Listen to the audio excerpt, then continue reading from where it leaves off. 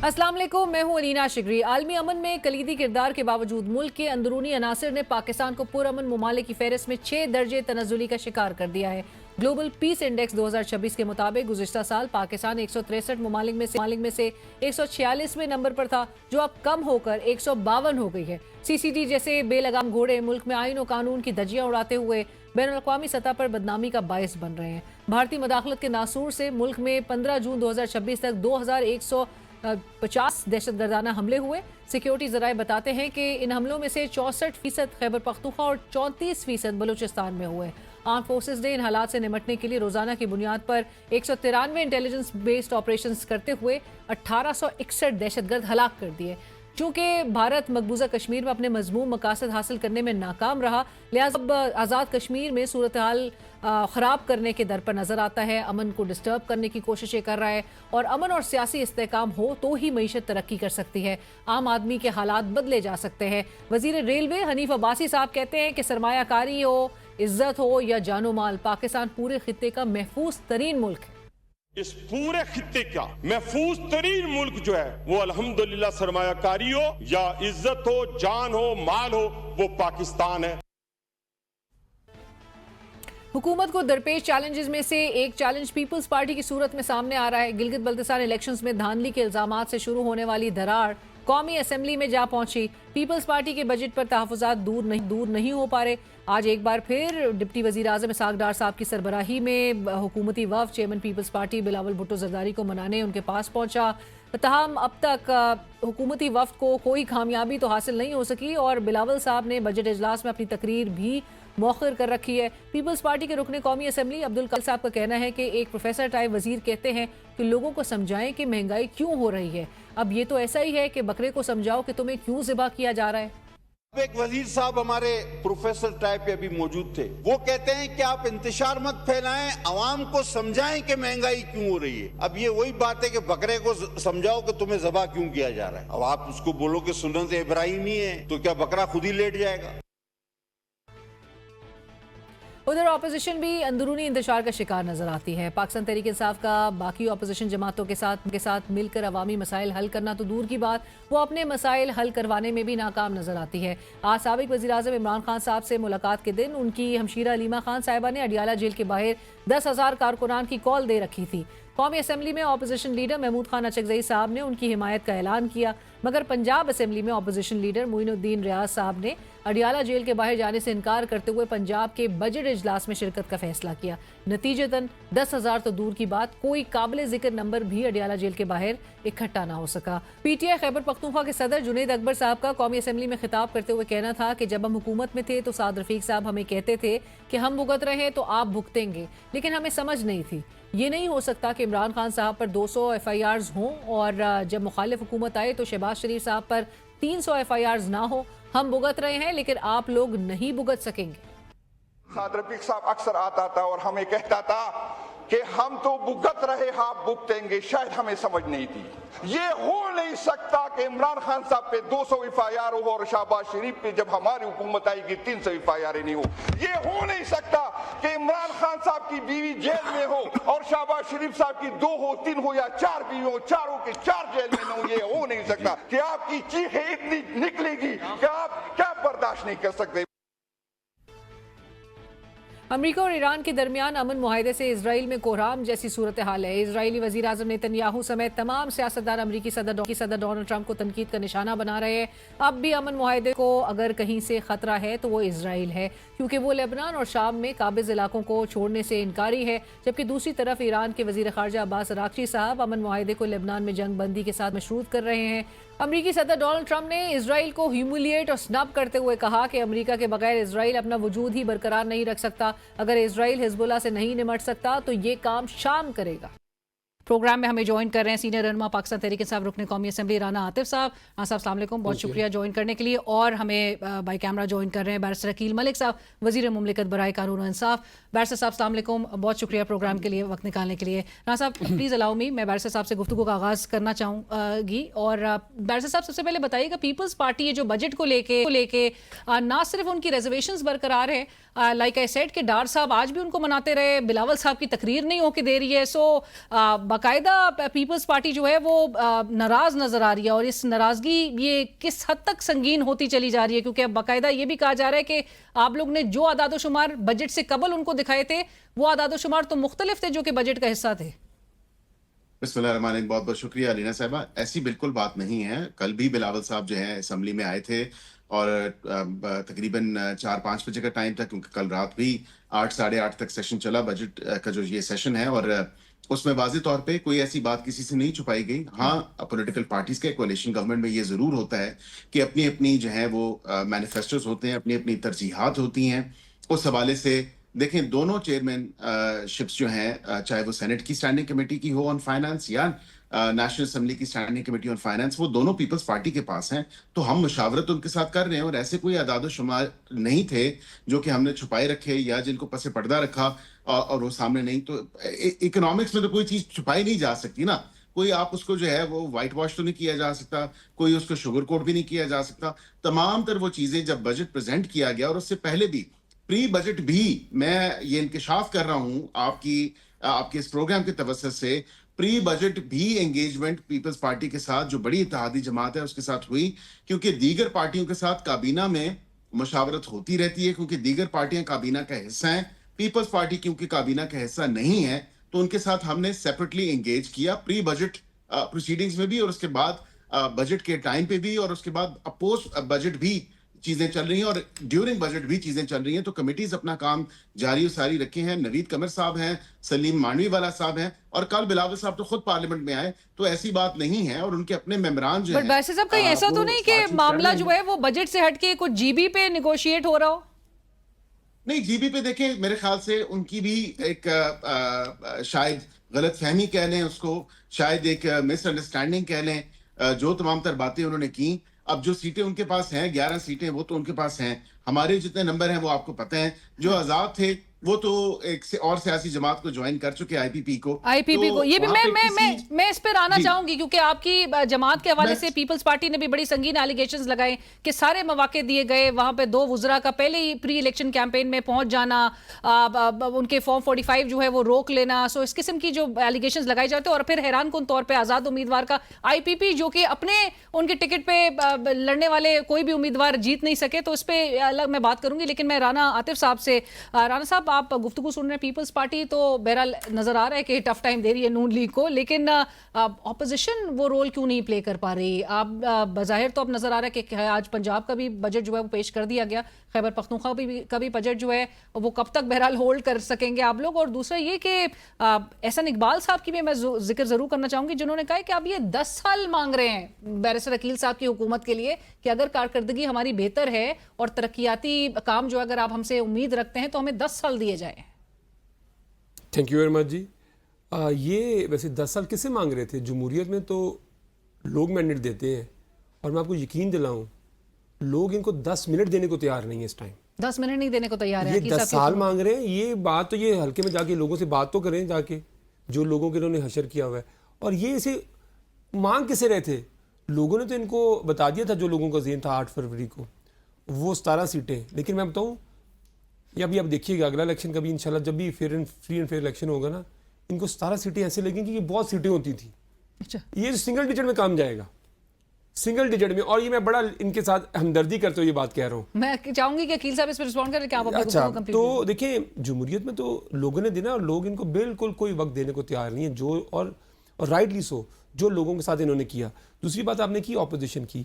دیکھیں آپ اسمبلی آ کے دیکھیں, جو اس بجٹ کا ڈائسیکٹ پاکستان تحریک انصاف نے کیا ہے, اگر ہم لوگ نہ ہوں تو اسمبلی کے اندر تو کوئی لوگ ہی کوئی نہیں ہے. نون لیگ کے کوئی لوگ ان کے پوچھیں. دیکھیں جب بجٹ آتا ہے تو لوگ اپنی, دیکھیں بجٹ ایک آپ کی سالانہ کارکردگی ہوتی ہے پچھلے سال کی, اور اگلے سال کی آپ بتاتے ہیں آگے ہم نے کیا کرنا ہے. تو یہ ان کا رزلٹ کارڈ اتنا برا ہے, کیونکہ ایک بدقسمتی ہے, مجھے ان کے ساتھ ہمدردی ہے کہ یہ جو اکنامکس ہے, جیسے ابھی عقیل صاحب کہہ رہے تھے, بالکل ٹھیک کہہ رہے تھے, میں ان کی بات کو سیکنڈ کرتا ہوں کہ اس میں تو ہیر پھیر نہیں کیا جا سکتا. تھوڑا بہت ہی ہیر پھیر کیا جا سکتا ہے نا, جتنا کو ہو سکتا ہے.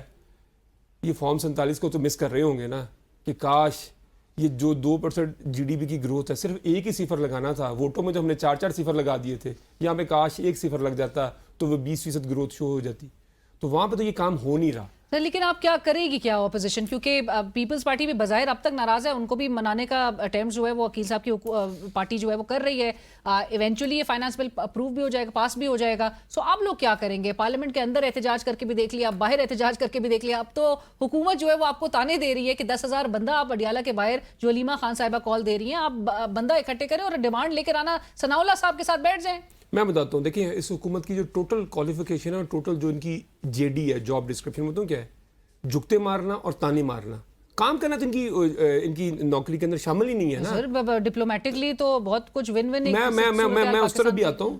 تو پہلی بات تو یہ ہے کہ دیکھیں اپوزیشن کیا کر سکتی ہے. دیکھیں یہ فارم 47 کی جو حکومت ہے 17 سیٹوں والی، یہ ہم صرف یہ کام کر سکتے ہیں کیونکہ انہوں نے جیسے تیسے بھی ہے، انہوں نے حکومت فارم 47 میں بنا کے بیٹھے ہوئے ہیں. ہم ان کو جو ان کے معاشی اعداد و شمار ہیں، جو ان کا 4 سال کا جھوٹ ہے، جس طرح یہ کہتے تھے کہ میں کپڑے بیچ کے بجلی کی قیمتیں سستی کروں گا، وہ تو لوگوں کے کپڑے بک گئے ہیں، لوگوں کے زیور بک گئے ہیں، لیکن وہ کام نہیں ہوا.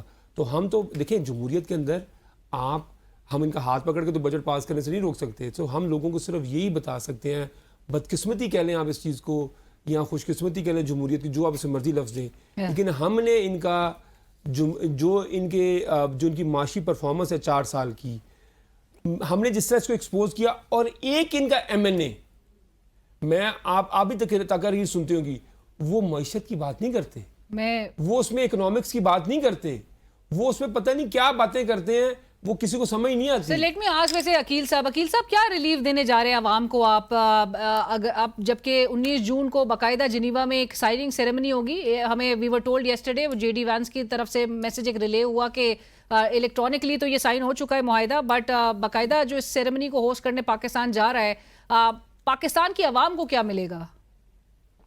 دیکھیں سب سے پہلے تو میں تھوڑا سا چاہوں گا کہ جو اعداد و شمار کے اوپر انہوں نے بات کی، انہوں نے کہا کہ بالکل میرے بھائی ہیں رانا عاطف صاحب، اور انہوں نے کہا کہ سنگل ڈیجٹ میں جو ہے عوام اس چیز کا فیصلہ کرتی ہے، بالکل اپنی فیصلہ کرتی ہے.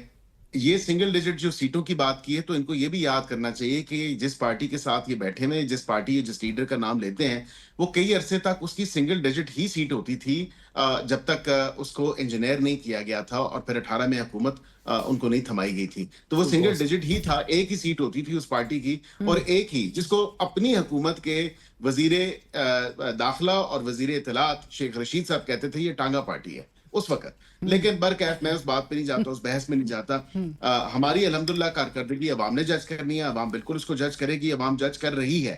ابھی بھی آپ کیمرہ اٹھا کے باہر عوام میں جائیں، آپ یہ چیز دیکھیں کہ کوئی بھی شخص، مطلب چاہے وہ ایک نائی کی دکان سے لے کے دودھ دہی کی دکان والا ہے، وہ یہ کہہ رہا ہے کہ ان حالات میں حکومت نے اچھا ریزنیبل بجٹ دیا ہے.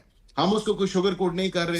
یہ کدھر کی عوام، یہ کون سی عوام سے آپ انٹریکٹ کر رہے ہیں؟ میں آج آپ کو بتا رہا ہوں کہ میں آج بھی صبح مارننگ میں اپنے حلقے میں 2-4 لوگوں سے میری جب ملاقات ہوئی تو میں ان سے پوچھا، میں نے کہا عوام کے کیا تاثرات ہیں، اور یہ کوئی اپنے سپورٹرز ووٹرز کی بات نہیں کر رہا، عام لوگوں کی بات کر رہا ہوں. انہوں نے کہا کہ واقعتاً بجٹ کے اوپر جو ہے ریزنیبل بجٹ دیا ہے حکومت نے، اور ان حالات میں جو ہے ہم لوگ خوش ہیں کہ 7% پینشن بھی بڑھی ہے، 7% تنخواہ بھی بڑھی ہے. اور یہ بہت بڑی بات ہے کیونکہ ہمیں پتہ ہے کہ آپ مشکل سخت IMF پروگرام میں، جہاں پہ آپ نے ایران اور US کی بات کی، میں اس پہ بھی آیا ہوں. الحمدللہ ثم الحمدللہ پاکستان کے لیے یہ مارکہ حق 2 ہے. یہ اس مارکہ حق سے بھی بڑا مارکہ ہے. یقین جانے کہ دنیا جو ہے پاکستان کی تعریف کر رہی ہے. فیلڈ مارشل سید عاصم منیر صاحب کی، PM شہباز شریف صاحب کی، DPM اسحاق ڈار صاحب کی، ان کی تمام جو ٹیم ہے، ان کی کوششیں جو تھیں وہ الحمدللہ اللہ تعالیٰ نے ہمیں کامیابی سے امکنار کیا، اور ورچولی یہ سائن ہو چکی ہے. اور اب جو فائنلی اس کی ان پرسن معاملات ہیں وہ جنیوا میں ہیں، اور یہ پارٹیز کی بائی چوائس تھا کہ وہاں پہ انہوں نے چوز کیا. پاکستان کو عقیل صاحب پتا تھا کہ یہ ورچولی سائن ہو چکا ہے ڈاکیومنٹ؟ ظاہری بات ہے، آف کورس پاکستان کو پتا تھا. Pakistan has been playing a very central leading role on these mediations. اور اس میں آپ کو پتا ہے جب اگریمنٹ بھی کوئی MOU بھی سائن ہوتا ہے تو اس میں پھر وٹنسز بھی ہوتے ہیں، چاہے وہ ایون ورچولی کیوں نہ ہوں. تو پاکستان نے بالکل اس کو وٹنس بھی کیا. اب ہماری وہاں پہ جو پرماننٹ مشن ہے جنیوا میں، اور جو ہماری وہاں پہ सफारती टीम है वो उसको लीड करेगी और वो बिल्कुल पाकिस्तान इसको होस्ट करेगा और पाकिस्तान की ही होस्ट जो हमारी होस्टिंग एबिलिटी है अल्हम्दुलिल्लाह, चाहे वो इन पर्सन हो चाहे सर अवाम को फौरी रिलीफ क्या दे रहे हैं? पेट्रोल की कीमतें कम हो रही हैं? जी बिल्कुल, पेट्रोल की कीमतें कम हो रही हैं और इंशाल्लाह एक्सपेक्टेडली ऑलरेडी आपको पता है कि प्रेसिडेंट ट्रंप ने कहा कि the petrol will be at all times low और ये एकदम जाना उस कीमत पे पॉसिबल नहीं होगा जो प्री वॉर प्राइसिंग थी या प्राइसेस थी. हाँ, ये जरूर है, it will take a little bit of time. However having said that, मैं ये जरूर आपसे कहूंगा कि एक सिग्निफिकेंट डिक्रीज पेट्रोल प्राइसेस में जरूर आएगा और उसका फायदा जैसे ही वो डिक्रीज आएगा उसका फायदा फिल फॉर पाकिस्तानी अवाम तक, पाकिस्तानी कौम तक पहुंचाया जाएगा. जिस तरह आपने देखा 4 रुपए भी पीछे हुआ पेट्रोल और 2 रुपए डीजल हुआ. इसी के साथ ही एक ब्रेक शामिल करनी है. नाज़रीन कहीं मत जाइएगा, डिस्कशन को आगे बढ़ाएंगे एक ब्रेक के बाद. Welcome back. प्रोग्राम में हमारे साथ मौजूद है राना आतिफ साहब और बैरिस्टर अकील मलिक साहब. गुफ्तगू को आगे बढ़ाते हैं. राना आतिफ साहब, अकील साहब तो कह रहे हैं कि वो हल्की की आवाम से इंटरैक्ट कर रहे हैं, बजट से सब बहुत खुश हैं और फिर आप उस पर भी रिस्पॉन्ड करिएगा कि 2018 तक तो आपकी जमात की भी सिंगल सीट ही होती थी. अच्छा, मैं अभी आपको जवाब देता हूँ. अब शुक्र उन्होंने ये नहीं कहते कि बजट के ऊपर उनके हल्के में जश्न मनाए गए हैं, बजट इतना अच्छा है. उन्होंने एक बात बड़ी अच्छी बात की, उनकी इस बात से मैं उनकी एक बात से एग्री करता हूँ. एक बात उन्होंने बड़ी अच्छी की, उन्होंने कहा वो मेरे वोटर सपोर्टर नहीं थे. बाकी इनके वोटर सपोर्टर हैं भी कोई नहीं है. तो इसलिए मैं इसकी बात पे यकीन करता हूँ कि वोटर शोटर वाला चक्कर तो नूनी वाला वैसे ही खाता खत्म हो चुका है. तो जब ये कहे ना हम हमारे वोटर नहीं ये कह रहे थे, तो मैं इनकी बात से मैं एग्री करूंगा. वो पब्लिक की बात कर रहे हैं. मैं आपकी बात से 200% मुत्तफिक हूं. आपने कहा कि मेरे वो वोटर सपोर्टर नहीं थे, मैंने कहा वो आपके वोटर सपोर्टर एग्जिस्ट ही नहीं करते. आप क्या मर्जी चले जाए, आप रैंडमली किसी को भी पकड़ेंगे वो आपका वोटर सपोर्टर नहीं होगा. राना साहब मेरी बात सुने, कह देते हैं. नहीं वो मैं आपको यकीन दिलाता हूँ अकील साहब. देखिए मैं तो आपकी जनाब मैं तो आपकी बात से मुत्तफिक हूँ. मैं कह रहा हूँ आप 1 लाख बंदे को भी रैंडमली सिलेक्ट करेंगे ना, आपका सैंपल साइज जो भी होगा, आपका वोटर सपोर्टर नहीं वो निकलेगा. मैं आपकी बात से मुत्तफिक हूँ. अच्छा, दूसरी बात ये कह रहे थे कि आप उनको सिंगल सीट का ताना दे रहे हैं. उन्होंने कहा 2018 तक. अच्छा, मैं वो देखिए ना, जब आप एक पॉलिटिकल स्ट्रगल करके आते हैं. अच्छा, वो भी इमरान खान का एक उनको और रिकॉर्ड बता दूं, अकील साहब ने बात तो कर दी है. Every subsequent election PTI is the only party जिसकी परफॉर्मेंस पिछले इलेक्शन से हमेशा बहुत बेहतर रहती है. इसका मतलब है कि ये पार्टी 13 से 18 में परफॉर्मेंस बेहतर थी, 18 से 24 में परफॉर्मेंस बेहतर थी, तो 2002 से 13 में बेहतर थी हर इलेक्शन में, और 97 से 2002 में बेहतर थी. हम कभी पीछे नहीं आते अकील साहब, आगे जाते हैं. अगली बात, इन्होंने बात की अभी पेट्रोल की कीमतों की. मैं आज आपके प्रोग्राम में आपको कह देता हूँ, इसको आप क्लिप को सेव कर लीजिएगा. पाकिस्तान में 300 रुपए लीटर से पेट्रोल कभी भी सस्ता नहीं होगा. मैं इनको चैलेंज करता हूँ, 300 रुपए लीटर से सस्ता पाकिस्तान में कभी पेट्रोल नहीं होगा. अब आप पूछें क्यों क्यों क्यों? उसकी वजह कि आपने 1800 रुपया लेवी से इकट्ठा करना है.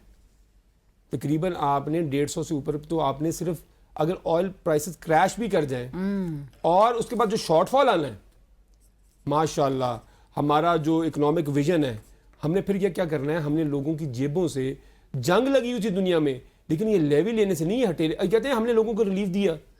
मतलब रिलीफ किस चीज़ का दिया उन्होंने? 1468 अरब का आपका टारगेट था, आपने जो कि पिछले साल सेट किया हुआ था, तब तो कुछ जंग नहीं थी, लेकिन आपने उसमें भी लोगों पे रहम नहीं खाया. आपने लेवी उस पर भी लोगों से आप इकट्ठी करते रहे. सो ये ऑयल के अंदर तो मैं आपको चैलेंज कर रहा हूँ. I would want him to respond as well. Aqeel sahab, 300 से ये बात आप इनकी दुरुस्त है कि 300 से आप नीचे नहीं लेके जा सकते? मैं अपने भाई की बात से इत्तेफाक नहीं करता. 300 से नीचे बिल्कुल जरूर जाएंगी और आप देखेंगी. कब तक? आप बेशक ये क्लिप सेव कर लें, हो सकता है. देखें मैं अब नहीं, फिर आप लेवीज और टैक्सेस कैसे वसूल करेंगे उनकी बात में? ये वेटेज तो है कि रेवेन्यू इलेक्शन टारगेट जो है, जो 17% से ज्यादा एफबीआर का रखा गया, वो कैसे हासिल होगा?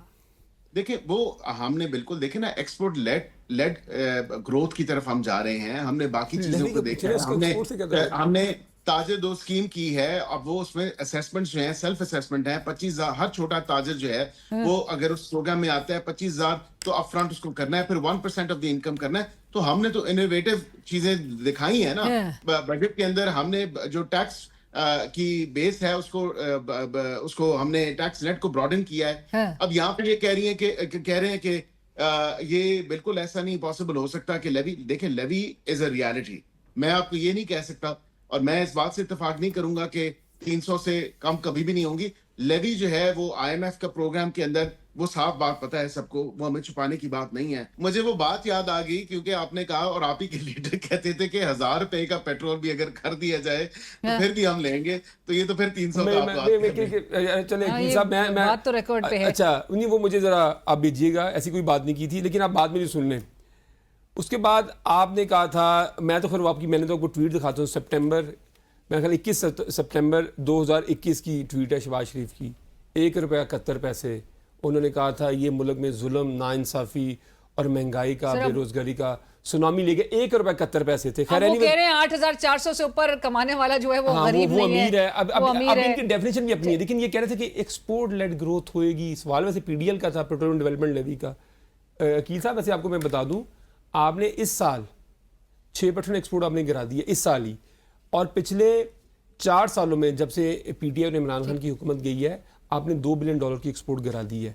उससे पहले 2013 से 18 में भी आपने $1 बिलियन की एक्सपोर्ट गिरा दी थी। आप सिर्फ 1 रुपया एक्सपोर्ट ही बढ़ा देना तो हम आपको चैंपियन मान लेंगे। इसी आप इन चक्रों में न पड़े। और आखिरी बात, FDI, आज इनके कोई एक मेंबर कह रहे थे पाकिस्तान में इन्वेस्टमेंट हो रही, मैंने कहा पता नहीं वो कहाँ पे हो रही है। इस साल पाकिस्तान में जो FDI है वो इथोपिया से भी आधी भी नहीं है। इथोपिया में इस साल जो FDI है वो, इथोपिया देखें, इथोपिया जैसा मुल्क जब हम छोटे होते थे, हम बड़े थे, तो हम सोचते कि इथोपिया तो ऐसे कहते हैं, कोई शायद कोई नॉन एग्जिस्टेंट कोई कंट्री। राइट। राना साहब मुझे क्विकली बताइए, ये आज जो क्या स्कोर रहा अडियाला जेल के बाहर, 10,000 बंदा इकट्ठे होना था, और फिर राना सनाउल्लाह साहब का जो चैलेंज था आप लोगों के लिए कि अगर बंदे इकट्ठे नहीं कर पा रहे तो वजीर आजम के साथ बैठ जाएं, और अगर इकट्ठे कर लेंगे तो राना सनाउल्लाह साहब के साथ बैठ जाएं, एटलीस्ट अपनी डिमांड सामने रखे आए। आपकी तो लीडरशिप कोर्ट लखपत जेल से भी लिख के कह रही है कि चार्टर ऑफ पाकिस्तान पर कौमी मुकालमे की बुनियाद जो है वो शहबाज शरीफ साहब रखें और तमाम सियासी कुव्वतें और इदारे आइन की बालादस्ती के लिए मुत्तफिक हों। देखिए, बात तो पॉलिटिक्स में संजीदा बात करनी चाहिए, एंगेजमेंट होनी चाहिए ना इनके साथ। नहीं, देखिए उसके बेर मिनिमम क्या है, अगर ये वाकई संजीदा हैं और हमेशा इनको बहुत अरसे बाद याद आता है जब ये खुद कहीं फंस जाते हैं, तो अगर ये वाकई चाहते हैं तो उसका तो एक बेर मिनिमम कोई इसका CBM तो करना पड़ेगा ना। एक बेर मिनिमम CBM क्या है, वो इमरान खान से मुलाकात है। मुझे बात बताएं कि आप बता दें मुझे बात कि दुनिया में कभी हुआ है, पाकिस्तान की कभी तारीख में हुआ है कि 6 महीने, फॉरगेट अबाउट कि वो पाकिस्तान के फॉर्मर प्राइम मिनिस्टर हैं, मुल्क की सबसे बड़ी पार्टी के चेयरमैन हैं, उसके कि 6 महीने किसी की उसकी फैमिली से मुलाकात ना करवाई जाए। नून लीग वाले, मैं आपको बात बताऊँ, मैं आपको इनको मैं बताता हूँ, फिर मेरे लास्ट 1990s में ये कहते थे कि भुट्टो को ये ट्रेटर कहते रहे, फिर उन्होंने कहा जी भुट्टो साहब एक अजीम लीडर थे। बेनज़ीर को कहते रहे कि बेनज़ीर एक सिक्योरिटी रिस्क है, फिर उन्होंने कहा नहीं बेनज़ीर तो जमहूरियत की चैंपियन थी। जरदारी को उन्होंने कहा कि हमने इनको लड़काना, लाहौर की सड़कों में घसीटना है, फिर उन्होंने कहा कि जरदारी साहब तो हमारे सदर हैं। फिर कहते रहे कि जो वोट को इज्जत दो, इनका नारा था। फिर उन्होंने कहा ये फॉर्म 47 से आजकल काम ठीक है। तो इनको हर जो चीज़ है ना उनको 20 साल बाद जाके याद आती है। मैं आपको बताऊँ इनको, तो इनको जो अब ये जो अब बातें कर रहे हैं ना सिर्फ इक़्तिदार में है। लेकिन आप लोगों के लिए भी तो बहुत मुश्किल होगी अपनी। मैं आज आपको एक बात बता दूं, चलें आपके नाज़रीन के लिए मैं आपको एक बात बता दूं, ये इन्होंने बजट किस दिन पेश किया है, 12 जून को बजट पेश किया, इन्होंने अपना आखिरी बजट पेश कर लिया। आखिरी बजट है। Aqeel sahab, how would you respond to this? बिल्कुल, इस साल का ये आखिरी ही बजट है और अगला बजट अगले साल आएगा। वैसे सप्लीमेंट्री भी आ सकता है आपका, जैसे आएगा वो। अच्छा, देखें, मैं उस बहस में नहीं पढ़ूंगा, लेकिन ये बात ये बिल्कुल मैं आपको कहूं कि सप्लीमेंट्री बजट कोई भी नहीं आने वाला फिलवकत, अल्हम्दुलिल्लाह। पर वो वाउडा साहब भी कुछ खबर वो आके आपको पता है कि फिर वो उनके हवाले से जो तासुर है, वो कह रहे कंटेनर के अनकरीब, कंटेनर के ऊपर है सारे सियासतदान या फिर कंटेनर में के अंदर है। उनकी अपनी जाती राय हो सकती है, मैं उनकी राय से इत्तेफाक नहीं करता। और परेशानी भी नहीं है मौजूदा हुकूमत को। जो देखिए, राय का एहतराम की बात है, मिसाक जमहूरियत की बात है, अलीना साहिबा, मेरे ख्याल से कॉन्फिडेंस बिल्डिंग मेजर्स के तौर पे या CBM के तौर पे मुलाकात नहीं होनी चाहिए, एक एंगेजमेंट हो। वजीर आज़म ने फिर उस दिन अपनी तकरीर में दावत दी लीडर ऑफ द ऑपोजिशन को, उन्होंने कहा मैं तैयार हूं, आप आएं, आप बैठें। मेरे ख्याल से ये जितनी दफा अब ये कहते हैं, वो जुनैद अकबर साहब आज असेंबली में कह रहे थे अकील साहब के वजीर आजम की कोई से नहीं है, उनको खुद इजाजत लेकर चीजें करनी पड़ रही होती हैं। हमारी हुकूमत आएगी, वो कह रहे PTI की हुकूमत आएगी तो फिर 200 केसेस आपने इमरान खान पे बनाए, वजीर आजम शहबाज शरीफ साहब पे 300 केसेस होंगे। देखें उनकी अहलिया पे, उनकी बेटी पे, उनके बेटों पे, उनके पूरे खानदान पे, हमारी सारी लीडरशिप पे ऐसे ऐसे भोंडे वो केसेस मान रहे बने जुनैद थे। अकबर साहब, वो कह रहे थे कि ख्वाजा साद रफीक साहब कहते थे आप भी भुगतेंगे हम भी भुगत रहे हैं, लेकिन फिर आप भी रिसीविंग एंड पे आए होंगे। देखें अब इस विश्व साइकिल को कहीं ना कहीं तो रुकना है। तो उसके अब लिए इस- एंगेजमेंट इस- सर, एंगेजमेंट तो शहबाज शरीफ साहब यही- मिसाक जमहूरियत की तो फ्लोर हम ऑफ तो द हाउस दावत बात दे कर रहे रहे हैं, हैं, क्यों नहीं मिसाके एंगेज करवाते? पाकिस्तान, मिसाके मईशियत, मिसाके जमहूरियत, लेकिन उस दावत को कबूल भी तो किया जाए ना। इट टेक्स टू टैंगो, दो ताली दो हाथ से बचती है। सर हम तो ग्लोबल दावत पीस दे रहे हैं। इंडेक्स आज का बता रहा है कि पाकिस्तान की 6 जो रैंक से पाकिस्तान गिर चुका है, उसकी तनज़्ज़ुली नजर आ रही है ग्लोबल पीस इंडेक्स में। 6 ranks we have gone down. Well, I have not had the chance to look at it. No but the point is कि जो हैजान की जो कैफियत है, जिससे सरमायाकारी भी नहीं आ पा रही है, इस्तेकाम भी नहीं क्रिएट हो पा रहा, तो उसके लिए एंगेजमेंट ही एक बेहतर ऑप्शन है। उसके लिए संजीदगी भी तो दिखाई जाए। बिल्कुल है, उसके लिए संजीदगी हमारे पार्ट पे है। मेरे ख्याल से जो ये समझते हैं कि शायद हुकूमत ब्लफ कर रही है, उस ब्लफ को कॉल आउट कर दें, बैठ जाएं। पहले भी तो 3 नशिस्तों में बैठे थे, अब बैठ जाएं और वहां पे फिर ये बात और मुद्दा रखते हैं कि पहले हमारी मुलाकात करवाई जाए एक या दो नशिस्तों के बाद, तो फिर आगे बात चल जाएगी। लेकिन कहीं से तो शुरू करना है, कहीं से तो स्टार्ट लेना है, वो भी लेने के लिए तैयार नहीं। सर और जाते जाते ये भी बता दें कि गिलगित बल्तिस्तान इलेक्शंस में पीटीआई की तो खैर 2 सीट्स नजर आ रही है, पीपल्स पार्टी 10 सीट्स और नून लीग 6 सीट्स। आईपीपी हैरान कुन तौर पे 4 आजाद उम्मीदवार उसमें शामिल हो गए हैं। ये आपके लिए भी सरप्राइज था? और फिर तय क्या हुआ है कि हुकूमत बनाने के लिए आप लोग कुछ जोड़ तोड़ करेंगे? देखिए, आजाद होते हैं और उनकी अपनी चॉइस है उन्होंने किस पॉलिटिकल पार्टी को ज्वाइन करना है। अब उन्होंने अगर ज्वाइन कर लिया आईपीपी को, then so be it, good luck to them. लेकिन ये बनेगी कोalition गवर्नमेंट, किसी एक जमात के पास वाज़ेह अक्सरियत मौजूद नहीं है, चाहे हम ऑपोजिशन में बैठे, चाहे हम इत्तेहादी हों, is yet to be seen. Right. Thank you so much, Barrister Akhil Malik sir, Rana Atif sahab. Thank you for joining us. And with this break, stay with us. सरदार मसूद खान साहब needs no introduction, साबिक सफ़ीर इस हमें programme में join कर रहे हैं। सरदार साहब अस्सलाम वालेकुम, बहुत शुक्रिया आपने हमें प्रोग्राम में ज्वाइन किया।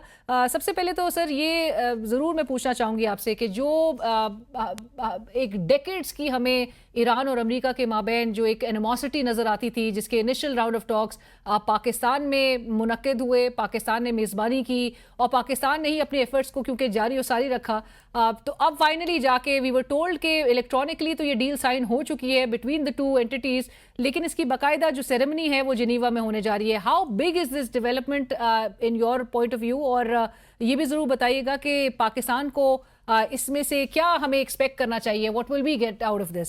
मैं समझता हूँ कि ये पाकिस्तान के लिए बेमिसाल कामयाबी है और उसकी एक दलील या सनद ये है कि सारी दुनिया ये कह रही है, सर पाकिस्तान नहीं कह रहा, यानी हमारे ज़राए ब्लाग नहीं कह रहे, बाकी सारी दुनिया की अखबारात हों, टेलीविज़न नेटवर्क्स हों या उनके सदूर और वज़राए आज़म हों या वज़राए ख़ारजा हों, पाकिस्तान को मुबारकबाद दे रहे हैं।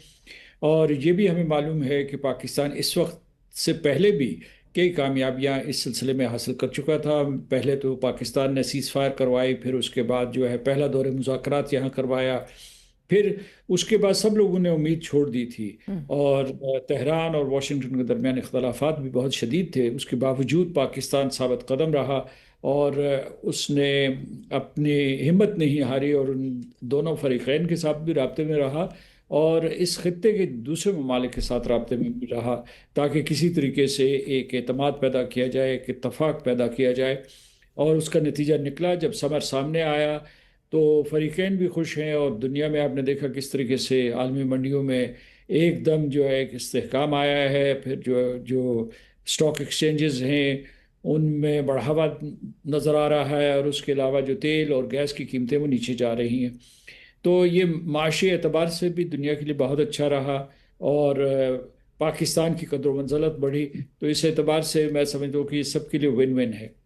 सो मसूद साहब, पाकिस्तान के लिए आपको आगे आप फोर्सी कर रहे हैं कि इकोनॉमिकली भी ये हमारी पोजीशन जो है वो स्ट्रेंथन होते हुए दिखाई देगी, हम उसको ट्रांसलेट कर सकते हैं इस अपने पूरे रोल को जो हमने इस पूरे अमल में किरदार अदा किया है, वो पाकिस्तान की खुशहाली का सबब भी बन सकते हैं?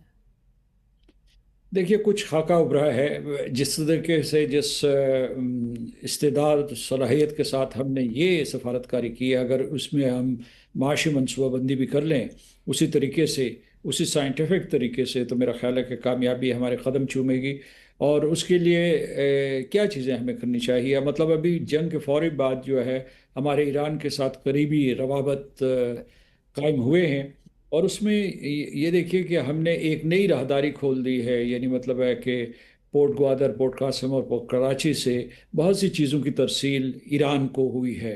تو اس طریقے سے آپ کی گوادر پورٹ بھی فعال ہو گئی ہے، گوادر اور چابہار کی انٹرٹوائننگ کی جا سکتی ہے۔ پھر یہ ہے کہ ہمیں جو ہے اگر یہ ساری کی ساری معاشی پابندیاں ختم ہو جاتی ہیں ایران کے اوپر، تو ہم وہاں سے نہ صرف جو ہے بجلی لے سکتے ہیں بلکہ تیل بھی لے سکتے ہیں زیادہ مقدار میں، مطلب وہ لینڈ روٹ سے آ سکتا ہے، اور Iran Pakistan gas pipeline جو ہے اسے پایہ تکمیل تک پہنچایا جا سکتا ہے، وہ درمیان میں کہیں رکی ہوئی ہے ان معاشی پابندیوں کی وجہ سے۔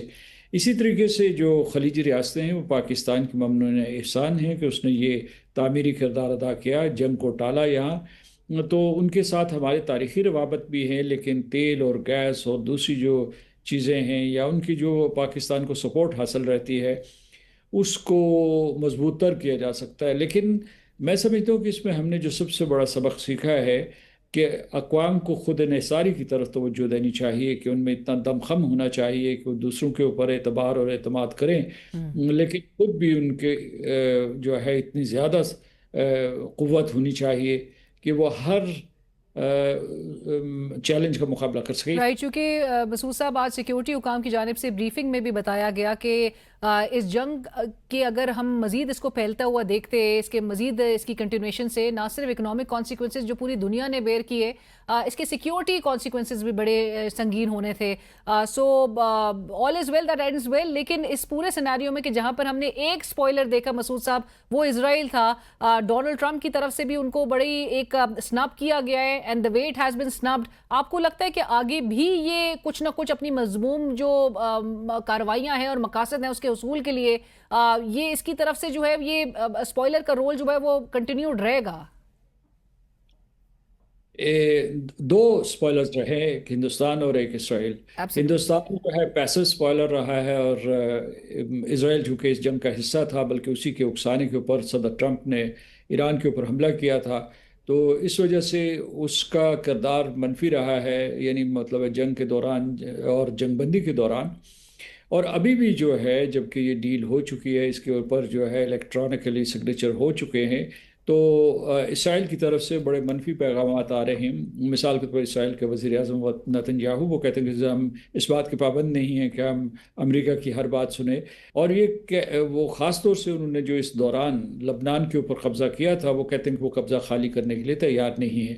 تو اس سے یہ خطرہ پیدا ہوتا ہے کہ یہ جو شاید سارے کی ساری چیز جو ہے وہ جمعہ تک تو سنبھال لی جائے، 19 جون تک، لیکن اس سے آگے جو 60 دن تک جو مذاکرات ہوں گے، 60 دن سے کم بھی ہو سکتے ہیں، زیادہ بھی ہو سکتے ہیں، اس میں اسرائیل کا کیا کردار ہوگا۔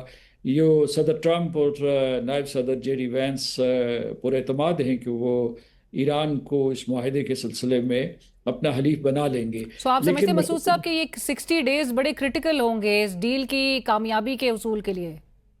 جی بالکل، لیکن دیکھنا یہ ہے کہ ان 60 دنوں میں کیا اسرائیل جو ہے وہ وہاں سے مطلب جو امریکہ کی توقعات ہیں ان کے اوپر پورا اترے گا، مطلب وہاں سے جو ہے لبنان سے کیا وہ اپنے فوجیں نکالے گا اور اپنے حملے ختم کر دے گا، غزہ میں جو کارروائیاں کر رہا ہے ان کو ختم کر دے گا، اور مقبوضہ فلسطین میں جو اس نے غیر قانونی آباد کاری کا سلسلہ شروع کیا ہوا ہے کیا اسے وہ ختم کرے گا، کیونکہ اس کے بغیر مشرق وسطیٰ میں استحکام نہیں ہو سکتا، اور اگر مشرق وسطیٰ میں اور اسرائیل کے ارد گرد استحکام نہیں ہے تو وہ بار بار امریکہ کو کھینچ کر اس خطے میں لائے گا، اور اس مرتبہ وہ ایران کے خلاف لایا، پھر جو ہے اس کے کچھ عرب ممالک بھی جو ہے ان کو وہ کچھ کو حلیف سمجھتا ہے، کچھ کو حریف سمجھتا ہے۔